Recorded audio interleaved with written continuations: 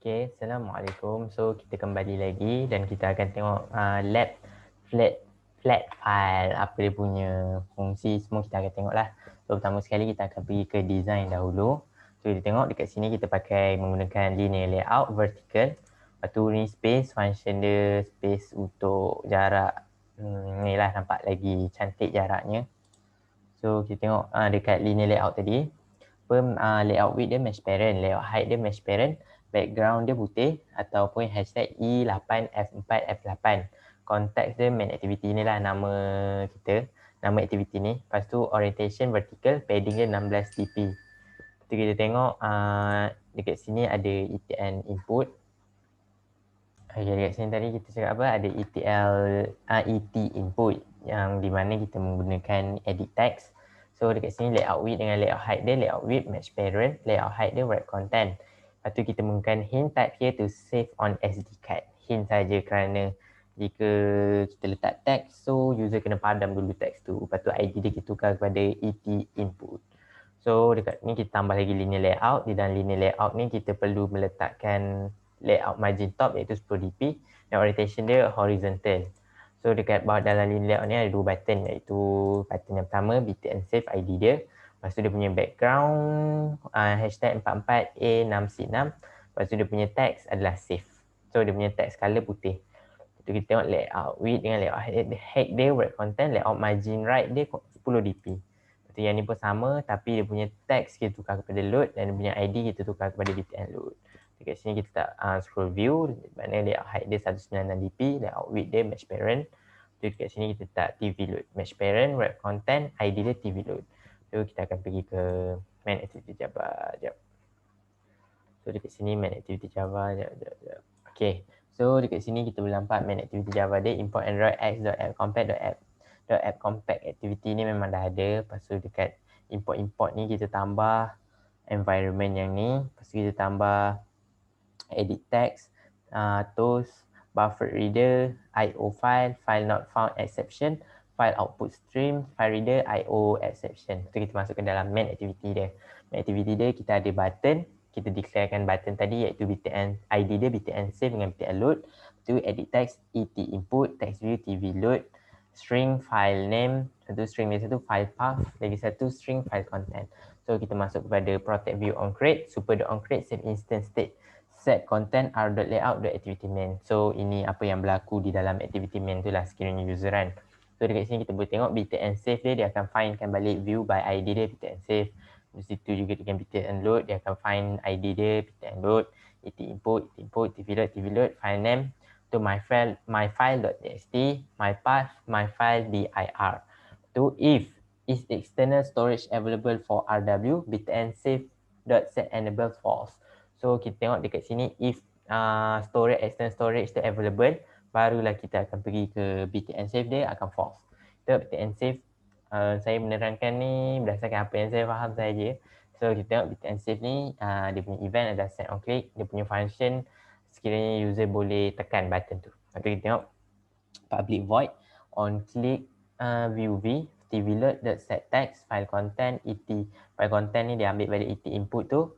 Lepas tu dekat sini ini apa untuk yang BTN save apa function BTN save tau. So kita tengok lepas tu dia akan ambil get text to stream.trim to if file content equals file my external sama dengan new file, get external file path, file name. Lepas tu sekiranya user meletakkan something lah dekat file content ni, dia akan pergi letakkan apa yang user masukkan dalam edit text tu dekat file path, dekat get external file dir direction. Lepas tu file output stream false sama dengan null. Tu sistem ni akan try false sama dengan new file output stream my external file false.write file content.get bytes cache file not found exception. Okay, so sekiranya user tidak meletakkan apa-apa, dia letakkan null, dia akan terus pergi ke file not found exception. Okay, dia akan keluarkan output sebegitu. Lepas tu dekat ETN input set text ni, okay, ni untuk toast tau. Sekiranya user meletakkan something, meletakkan macam hello ke apa, toast dia akan make text contact, dia akan keluarkan paparkan toast dia information save to SD card. Tu yang belakang ni toast slang short show show else, ni sekiranya else selepas itu kan kalau user tak masukkan apa-apa, dia akan pergi ke text field cannot be empty. Okay, ni untuk btn save selesai lah. Okay, lepas tu kita tengok btn load pula. Kita tengok public void untuk btn load. Kita tengok public void yang pertama. File reader fr sama dengan null. File my external new file get external dia akan masuk. Ni sekiranya file reader dia null, dia terus akan masukkan dekat get external file dir. Direction string builder sama dengan new string builder. Lepas tu ni kita tengok function dia pula. Try fr my external file buffer reader br new buffer fr string line read line while line sama dengan null, string builder to append line append and line sama dengan br.readline read line. Okay, ni saya tak berapa faham sangat tapi saya cubalah untuk terangkan. Okay, tu dia pergi ke catch file not found exception e.print stack trace catch io exception e.print stack trace. Finally, string file content sama dengan file content plus string builder to string tvload.set text file contents. Saya minta maaf sebab saya tak berapa faham btn load ni, tapi apa yang saya faham sekiranya user masukkan apa-apa dekat apa tu tadi orang cakap, kita try run, kita tengok dekat sini mungkin lebih memahami. Sekejap, sini kan kita install launching. Okay, sekiranya tengok tadi sekiranya memasukkan sesuatu dekat sini, kalau macam tekan save, dia akan pergi information save to SD card.